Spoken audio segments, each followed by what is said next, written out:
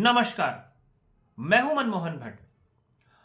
देश के प्रधानमंत्री नरेंद्र मोदी उत्तराखंड को छोड़ते नहीं हैं और कांग्रेस पार्टी के सबसे प्रमुख नेता राहुल गांधी उत्तराखंड आते नहीं हैं।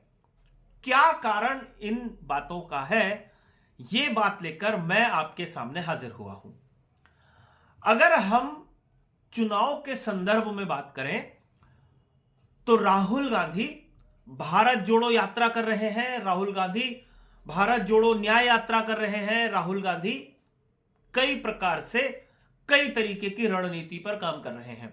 कई जगह इसका सकारात्मक असर कांग्रेस को देखने को मिला है, कई जगह उसने उम्मीद से बेहतर प्रदर्शन किया है। और अगर चुनाव के मद्देनजर ही हम प्रधानमंत्री नरेंद्र मोदी को देखें तो उन्होंने कई जगह जनसभाएं की हैं, कई जगह रोड शो किए हैं, कई जगह देवी देवताओं के दर्शन वो कर रहे हैं। लेकिन उत्तराखंड एक ऐसा स्थान है जहां से प्रधानमंत्री नरेंद्र मोदी का विशेष लगाव है। मौका छोड़ते नहीं है प्रधानमंत्री उत्तराखंड आने का।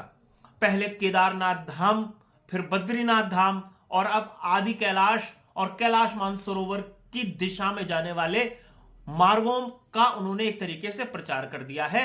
यानी पहले केदारखंड और उसके बाद मानस खंड को लोकप्रिय बनाने की कोशिश प्रधानमंत्री ने की है। उत्तराखंड बीजेपी की अगर बात करें तो उत्तराखंड बीजेपी के पास एक प्लान है और उस प्लान के मुताबिक जो राज्य की 5 संसदीय सीटें हैं, उन 5 संसदीय सीटों पर प्रधानमंत्री की जनसभाएं और रोड शो कराने की तैयारी उत्तराखंड बीजेपी कर रही है।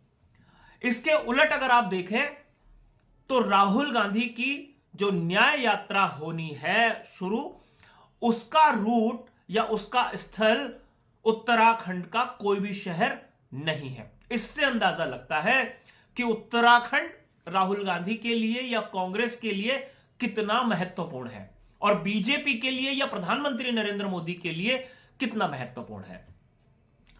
एक बात यहां पर समझनी बहुत जरूरी है कि जो संगठन होता है यह उसका बहुत महत्वपूर्ण रोल होता है कि वो अपने सबसे ज्यादा प्रभावशाली नेता को कैसे अपने प्रदेश में बुलाता है और उसके प्रभाव का इस्तेमाल संगठन को मजबूत करने के लिए करता है।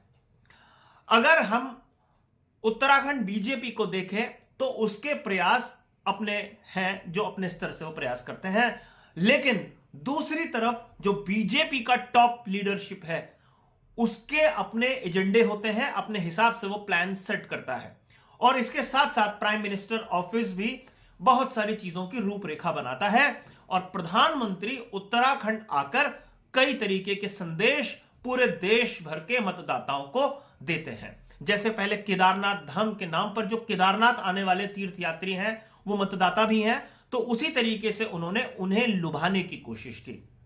आपको याद होगा चुनाव के वक्त जब प्रधानमंत्री केदारनाथ धाम आए थे तो उस पर भी एक अच्छा खासा बखेड़ा खड़ा हुआ था और जब जब चुनाव होते हैं प्रधानमंत्री ऐसे किसी स्थान पर जाते हैं जो धार्मिक महत्व का होता है। राहुल गांधी भी ये सब करते हैं, लेकिन राहुल गांधी की समस्या यह है कि राज्यों में जो कांग्रेस का संगठन है उसके भीतर आपस में कई तरीके के मतभेद है। अगर हम उत्तराखंड का उदाहरण लेते हैं तो उत्तराखंड कांग्रेस के भीतर के जो गुट है वो कई बार संगठन की जो इकाई होती है उस पर हावी हो जाते हैं, उत्तराखंड कांग्रेस की जो इकाई है उस पर हावी हो जाते हैं। ऐसा नहीं है कि बीजेपी में गुटबाजी नहीं है, बीजेपी में भी बहुत अच्छी खासी गुटबाजी है। जिस पार्टी में 6 पूर्व मुख्यमंत्री हो वहां गुटबाजी होना बहुत स्वाभाविक है, लेकिन जब शीर्ष नेतृत्व का आदेश आता है तो बीजेपी के सारे गुट किनारे हो जाते हैं। हालांकि एक अभी ताजा विवाद हुआ था जब कुंवर प्रणव सिंह चैंपियन ने कहा था कि उनकी पार्टी के वरिष्ठ नेता मदन कौशिक ऐसे शख्स हैं जो पूर्व कैबिनेट मंत्री हैं, पूर्व प्रदेश अध्यक्ष हैं, वर्तमान में विधायक हैं। उन्होंने अपनी पार्टी के कई विधायकों को हराने की कोशिश की है। यह भी अनुशासनहीनता है। बीजेपी के भीतर अभी कुछ दिन पहले एक और घटनाक्रम हुआ था जब वन मंत्री सुबोध उनियाल के घर के बाहर दुर्गेश्वर लाल जो पुरोला उत्तरकाशी के विधायक है उन्होंने कई तरीके के आरोप लगा दिए थे। यह भी अनुशासनहीनता है। लेकिन इन अनुशासनहीनता को बढ़ने से रोकने की कोशिश संगठन की होती है और उसमें बीजेपी का जो स्थानीय संगठन है अपने शीर्ष नेतृत्व के साथ मिलकर दबा देता है, जबकि कांग्रेस में भारी भरकम नेताओं के जो अलग अलग गुट हैं उन्हें शांत करने में कांग्रेस का जो टॉप लीडरशिप है, आला कमान जिसे कांग्रेस कहती है, वो कई बार नाकाम रहता है। और इसका जीता जागता उदाहरण पिछले विधानसभा चुनाव में देखने को मिला है। जो पार्टी प्रभारी हैं उनकी भी एक महत्वपूर्ण जिम्मेदारी होती है कि वो अपने आला कमान को सही फीडबैक सही समय पर दे और उसके आधार पर जो आला कमान है वो फैसला ले। लेकिन अगर पार्टी प्रभारी, प्रदेश अध्यक्ष दूसरे वरिष्ठ नेताओं के बीच में तारतम्य ना हो तो पार्टी को नुकसान होता है और जो स्थानीय कार्यकर्ता होता है सबसे ज्यादा प्रभाव उस पर पड़ता है, उसकी राजनीति पर पड़ता है।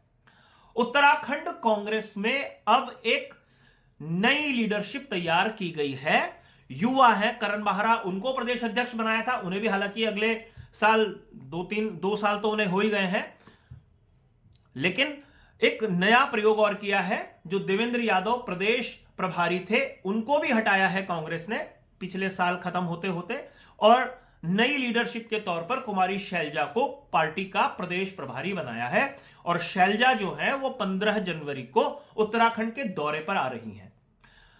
शैलजा के लिए यह सबसे बड़ी चुनौती है कि जो कांग्रेस जनों में, चाहे वो स्थानीय कार्यकर्ता है, चाहे वो वरिष्ठ कार्यकर्ता है, चाहे मजबूत नेता है, उसके मन में पुरानी लीडरशिप के लिए जो भाव है उन भावों को उन्हें निकालना होगा। उनके भीतर जो नकारात्मक चीजें हैं उन्हें जब वो छोड़ेंगे तभी वो नए प्रदेश प्रभारी का स्वागत दिल से कर पाएंगे। और नया प्रदेश प्रभारी जो है उसे इस बात का खास ध्यान रखना होगा कि कांग्रेस में भले ही कई गुट हों, लेकिन उन गुटों के जो नेता हैं वो अपने अपने विधानसभा क्षेत्रों में, अपने अपने संसदीय क्षेत्रों में अच्छा प्रभाव रखते हैं। उन्हें वो एक साथ लेकर कैसे चल सकते हैं, ये एक बड़ी जिम्मेदारी शैलजा के कंधों पर है। अब अगर प्रदेश प्रभारी और प्रदेश अध्यक्ष मिलकर, अगर मैं कांग्रेस की बात करूं, ये दोनों लोग मिलकर अपने आला कमान यानी गांधी परिवार, राहुल गांधी को खास तौर पर मनाए कि वो अपनी यात्रा उत्तराखंड के किसी कोने में तो लेकर आए ताकि उत्तराखंड के लोगों का उत्साहवर्धन हो। और जो प्रधानमंत्री की रैलियों की तैयारी, जनसभाओं की तैयारी बीजेपी अभी से जोर शोर से करने लगी है, उसको काउंटर कांग्रेसी जन कर सके। देखना यह होगा बीजेपी अपने प्रयासों में कितनी सफल हो पाती है, उत्तराखंड बीजेपी, और कांग्रेस कैसे बीजेपी को काउंटर करने के लिए अपनी योजना बनाती है। लेकिन जो भी योजना दोनों पार्टियां बनाएंगी उसको स्थानीय स्तर से लेकर शीर्ष नेतृत्व तक का समर्थन प्राप्त होना जरूरी होगा, तभी कोई भी पार्टी आगे बढ़ पाएगी। तो देखना यह है भविष्य में किस तरीके की राजनीति हम दोनों ही पार्टियों में देखने को मिलती है। अभी के लिए साथियों इतना ही। अगली रिपोर्ट में आपसे फिर मुलाकात होगी, तब तक इजाजत दीजिए। नमस्कार।